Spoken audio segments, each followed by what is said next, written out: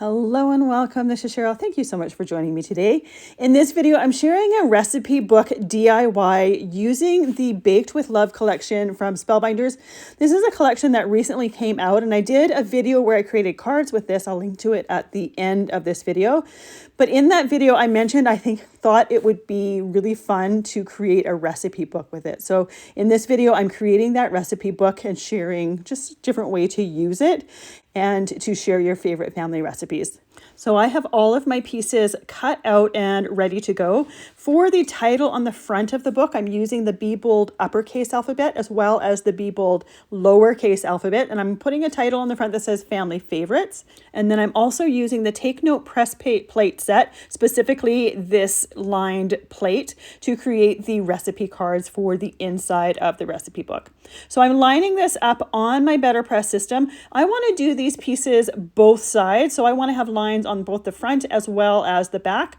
The size I'm creating this recipe book in is 4 1/4 by 5 1/2. So it's an A2 size, the same as a A2 size card. You could make this larger if you wanted. You would just want to adjust how you put the press plate on your BetterPress system for those lines, depending on exactly how you're wanting it to go. I just did the A2 size because it's nice and easy for the BetterPress, but you can easily, that's the great thing about making your own book. You can easily customize it for what you're looking for and the sizes that you're wanting.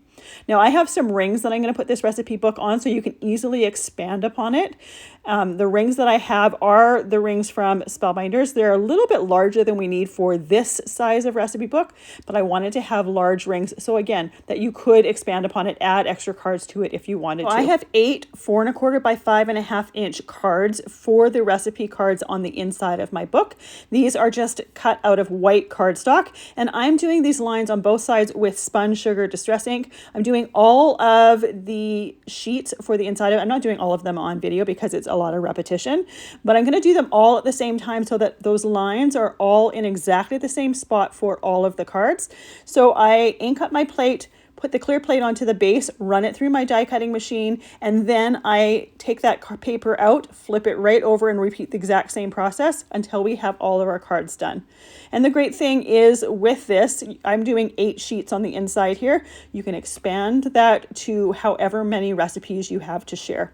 Once I have all of those done, I'm using a Crop-A-Dial to cut the holes in there, and I'm just eyeballing them. If you're a perfectionist, you can absolutely measure out so that the rings are all evenly spaced. I'm just the type of person that eyeballs things. So the Crop-A-Dial, the 2 sides cut holes. One is larger than the other. I'm doing the larger size of the holes. And then there's a gauge on the side that you can adjust so your holes are exactly the same distance in from the edge of the cardstock. So that's what you saw me adjusting on the side. I just slid it in and then tightened it so that all of my holes are going to be the same. So I'm doing about half of the book first. You can cut chipboard with that Crop-A-Dial to do the holes. These are a decent number of pieces of cardstock. So altogether there's 10 pieces of cardstock. So it was a little bit too thick to do it all in one go. So I'm doing it in 2 goes. So the first half was done. Then I grabbed one of the sheets from that first half just to align it with the back so that all of my holes are evenly spaced. And sometimes you get a little bit of those pieces of cardstock wedged in the Crop-A-Dial or wedged in the holes. Die picks are perfect for taking those apart. So then you're just going to add those rings to the holes once you're done. But I want to assemble it without the rings on the holes. So I have some pink cardstock here. This is blush cardstock for the front and the back of the book. I'm just going to lightly ink blend around the edges with some Worn Lipstick Distress ink just to give it a little bit of visual dimension. I'm also going to be ink blending my die cuts going through just to give them a little bit more interest as well. Now I do have a few colors of cardstock here that I'm going to be using that are retired pieces, easily can be switched in for other cardstock colors. I have the Sage cardstock here, the Forest, those are the light green and the dark green. These are retired ones from Spellbinders. You may still have some at home, or you may just want to swap those out with different colors. Obviously, this can be created in whatever color palette you like. Then I'm also using some Barely Peach cardstock. I don't have them that for the front here, but I'll be using it for different pieces on the inside. That again is also retired, but chiffon cardstock is fairly close to that. So you could chiffon or Bellini. Both of them are fairly close. One's a little bit pinker, one's a little bit darker than the Barely Peach, but those are good substitutions for those. For all of my die cut assembly, I'm using some Barely Art glue in a fine line bottle. It makes it really easy to assemble those die cuts because you can wiggle them and move them in place till you have perfect placement. Now, when it came to the video where I created cards with this, I was using stickles and glossy accents for different areas to give them some gloss and some glitter. I'm not doing that with this recipe book because it's meant to be more functional. I opted not to do that, but you could absolutely, for any of the die cuts that you want to add that extra bit of texture to, you could do that. You would just need to wait for it to dry between assembling the different pages and then flipping them over, obviously. So I'm assembling my apron here. I have this die cut out of sage cardstock as well as the forest cardstock and then white underneath so that those polka dots on the apron are white. And I also have the oven mitts that I've assembled in the same colors. When prepping for this project, I wasn't sure if I was going to be able to put them all on the front of it or not, or whether it was going to be a little bit too busy. I am going to put them on the inside or on the first page of the recipe book. I decided that it was going to be too much, so I'm just putting that apron on the front. And then there is a Made with Love sentiment from the Made with Love die set. That's where the apron and those oven mitts are from. I'm going to be using that on the front as well. I thought that just worked well. Then I have the family favorites die cut out of that Be Bold uppercase and lowercase alphabet. I just die cut them out of white cardstock. I wanted something nice and simple for the front. But within my recipe book, I have some of the pieces die cut out of wild berry cardstock. So if you wanted a pop of or a darker color of that pink, you could also take that wild berry cardstock and use that for the title of the recipe book if you wanted that to pop just a little bit more. Sometimes I wonder if it gets too busy with too many different colors. So that's why I kept it with the white. I didn't want to add too many colors to the front. So while I have my apron on there drying as well as that Made with Love, I'm just going to lay my letters on the top of my acrylic block just to see what my spacing is. It's just going to give me an idea of how much space I have within the two sides, especially for the word favorites. Now I'm Canadian, so I am spelling favorites with the U in there. Obviously, if you are not from an area where that's your spelling, you would alter that to the spelling that you have. So I have that in there. I know that the U and the R are the center, the two center letters of the word. So I'm putting those down first and then I'm working my way out from there. Same with the word family, the M and the I are the center letters. Now, because the M is significantly wider than the I had them between the M and the I kind of in the middle of that front. You can definitely shift it over because you'll notice once I have the F on there, the F is right beside the center hole. If you shifted that word over just a little bit, you'd have just a little bit more space there. Because we have that apron on there already, it kind of is a little bit more forgiving when it comes to centering the word because you have that behind there. I opted to do the apron kind of cockeyed, crooked on the front of there just for a little bit more visual interest. If that's not something that looks nice to you, you could easily straighten it out and have it nice and straight on the front as well. So as I'm working, the Barely Art glue makes it really easy to move and adjust these die cuts, especially the letters, as I'm working on it. Sometimes you'll find that I haven't pressed them down quite enough, so they'll lift up as I'm working on one beside. I typically don't press them down until I know that I have them exactly where I want them to go, and then I'll put my acrylic block on there just to hold them down nice and flat. Make sure that they have really good contact with the piece underneath. So the favorites word is done. Now I'm going to use the word or create the word family. I love using alphabet dies for things like this because it means you can customize different words for there or for titles, that sort of thing. You could do sentiments for your cards with them as well. Another option here would be to just put recipes on the front. If you wanted something a little bit simpler, you could do the recipes and then Made with Love below that. I just thought that Made with Love was perfect for it. It's the only sentiment of the die sets that I use in this recipe book, but there are a few odd words in some of the die sets that you could add if you want. There's the cookie sheet, the Cool It cookie rack that has the word enjoy in it. There is the Fluff, Frost and Roll. It says hello, which I don't think necessarily works with a recipe book, but you could take that sentiment hello and then just cut it and have just kind of like a swirl of icing on there. I think that would look cute when we have the piping bag as well. Now that our cover is done, we're ready to add the oven mitts to the inside, so the first page. So I just ink blended them with a little bit of Rustic Wilderness Distress ink, then added the glue to the back. And I'm going to glue them towards the top right of that page, trying not to take too much space away from there. I still want to have some room to be able to write a recipe on there. So I don't want to take too much space away, but sometimes the die cuts take a little bit more space than I'd really like them to take. So you could easily extend this book farther and use less die cuts on each page. I am going to do tabs for each side of the pages. So I'm using the Mirrored Arch Labels die. I'm using, I think it's the third smallest of them. I thought that was a nice shape to do a label on the side of each of the pages to flip through the book. So I did those out of the Sage cardstock. Again, you can do them out of whichever color you want them to be, but I wanted them to be nice or a different color from the pages so that they were very visible, that they were tabs on there. The next set that I'm going to be using is the Fluff, Frost, and Roll set. So I'm going to do a bunch of these utensils. I'm going to use them over a couple different pages.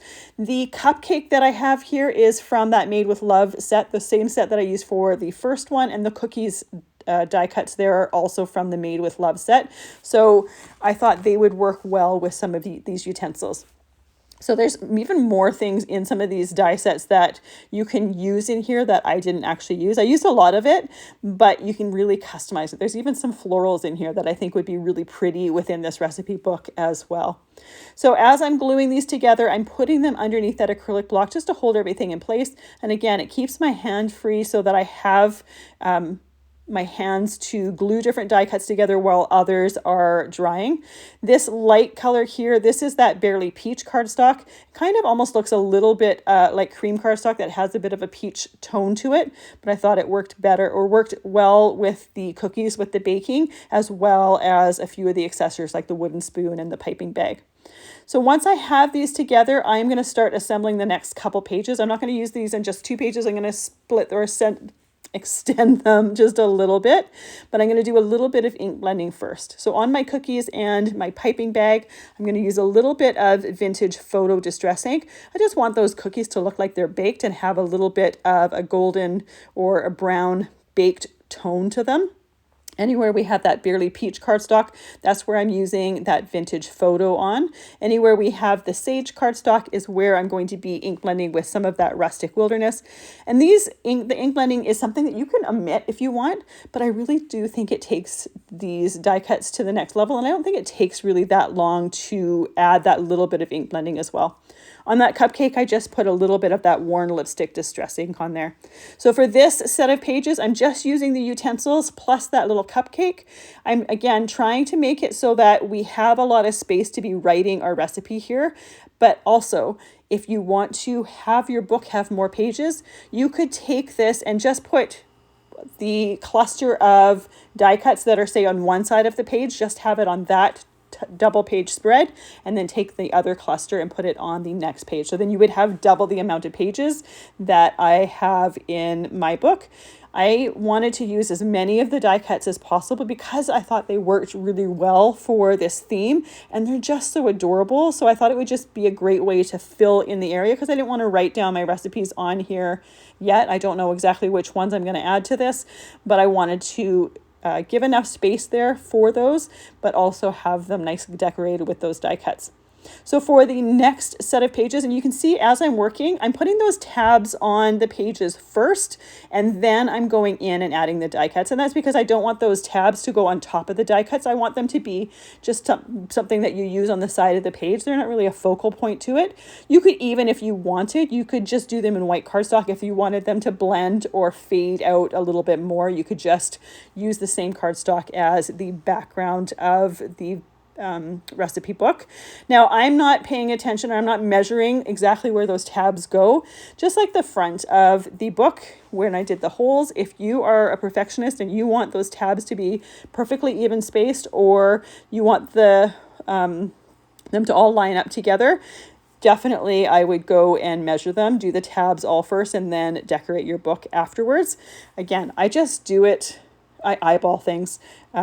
this is something for me. It's not something that I'm going to give it to someone, obviously, but it's not something that I thought needed to be picture perfect or have those tabs in exactly the same spot.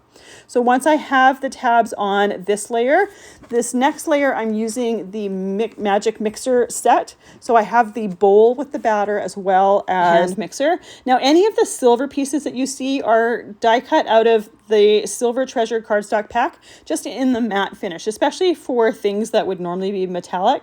I thought it was a perfect cardstock to use for it. So with that last set, when you saw the spatula and the whisk, I thought those would be good in the silver. For the little hand mixer, the little mixer, the little whisks, I thought those would be perfect out of the silver. I did the cord with the silver and the buttons for the top of the hand mixer out of the silver as well.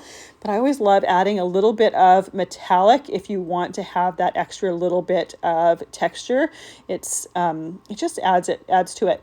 When it comes to the cookie sheet, the Cool It cookie rack, I'll show you a different option for these metallic pieces. If you don't happen to have silver cardstock, that would be a good option for it.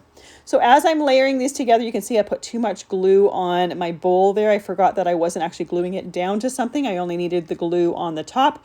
Just use my fingers to cover it or to take it off, because I am going to be gluing this to my recipe book. So it doesn't really matter if there is a little bit of glue residue on the bottom there. And again, I did do my ink blending with this. I used the Rustic Wilderness on the Sage cardstock. I used the Vintage Photo on the Barely Peach cardstock. The Forest cardstock, they're really dark green. It really doesn't need any ink blending because you're not going to see it. So I just left that off. When I'm doing these die cuts together, I'll typically lay my pieces out close to where they are supposed to end up being, so that I know that I have all of my pieces there. I have them all ready to go, and I'm not going to be hunting through a pile of die cuts trying to find them. I do end up using both of these on the same 2-page spread, but if you wanted, you could easily extend that. Just have the bowl on one of them and then flip the page and have the mixer on another. Great way to just extend and do more pages and not have as many die cuts on here, because really when this book is being used, I don't think it necessarily matters if there's die cuts on both sides of every single 2-page spread. And I don't actually do it on every single side. I do it on most of them.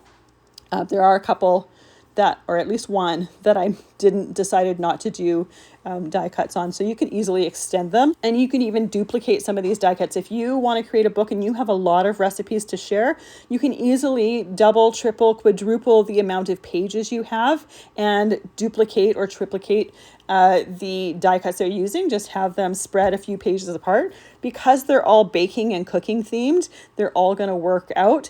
Sometimes I would change the colors of different things just to give it a little bit of variety, but you don't necessarily have to do that either. So when I was coming up with a color palette for this, I knew I wanted to have a completely different color palette than the colors that I used for the cards where I used this collection. I used some pinky purples with that, and I wanted to have a color palette that was completely different. So all I did was I Googled recipe book color palette. It came up with a bunch of different ones. This one was one of the suggestions. The only thing that I altered was for the pink, the ones that I'm using is pink. They had kind of a mustardy color, and I didn't really want to include that with the Hunter Greens, but you can easily take those color palettes as inspiration, change them up a little bit, or you can use them as is. For the next few pages, I'm going to be using this Measuremates die set and the die cuts. And again, the die cuts are always really easy to put together, because when you die cut those pieces, it leaves a little indent showing you exactly where the next layer is supposed to go. So there's very little guesswork to it. And that's one of the things I love about layering dies, is when you add those layers to it, it adds detail. And really, it's quite simple to add those layers to it. I think the hardest part of doing die cuts with layers is figuring out your color palette, figuring out the colors you're going to use, and then doing the die cutting.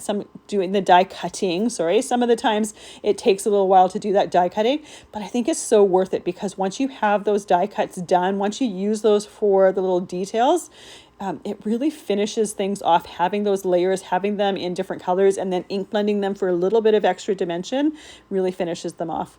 This little teaspoon set or measuring spoon set, there's also a little ring there that is die cut out of that Silver Treasured cardstock pack. This I think would be a fun little addition to the front of the album as well. I didn't want to have it on the front and have it hanging there because I figured it was going to get damaged. But if you're the type that loves charms hanging down from things, I think that could be fun. You could also use that ring with the measuring cups as well. That would be fun on the front of it as well. Again, I would probably glue them in place so that you didn't have things that would catch on other things as you're using the recipe book, but it's a great way to add accessories to the front. So once I have my pieces assembled together, just like before, I'm using the Rustic Wilderness on the Sage cardstock. I'm using the Worn Lipstick on the pink cardstock. And then we have those little cookies there. I'm using the Vintage Photo around the outside of those cookies. And sometimes, especially if I want those colors to be really light, like for these cookies, I don't really dap or tap my brush back into the ink pad because there's already enough ink on that brush, and those cookies are really quite tiny.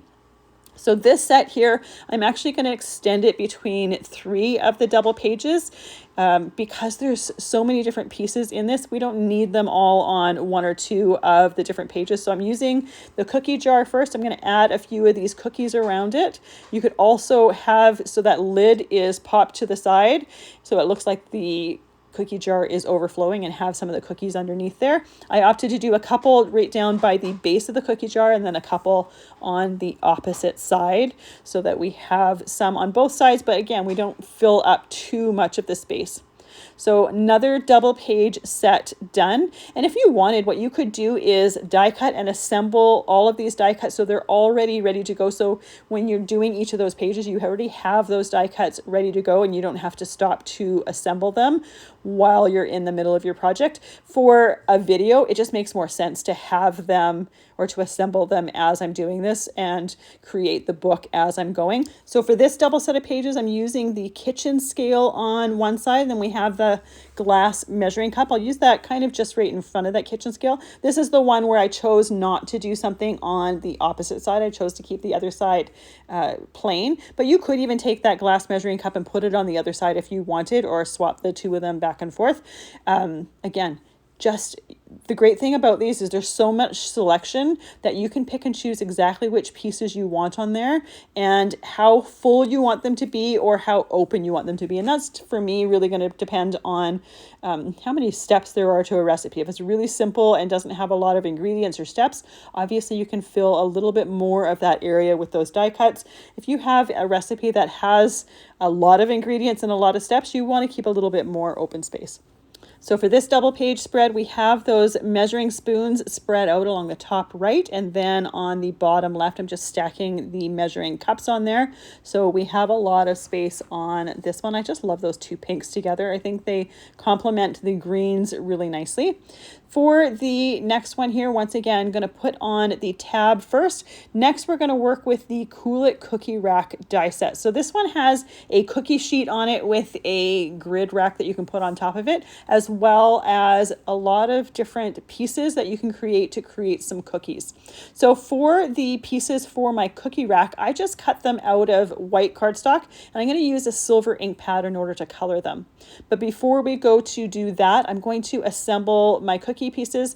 I did the base of them in that Barely Peach. Then I have the upper layer of icing die cut out of blush cardstock, and then the top piece of icing done with wild berry cardstock. I like the 3 layers of it. The only cookie that 3 layers doesn't really work on is the star, because the inner star pretty much covers most of the middle size star.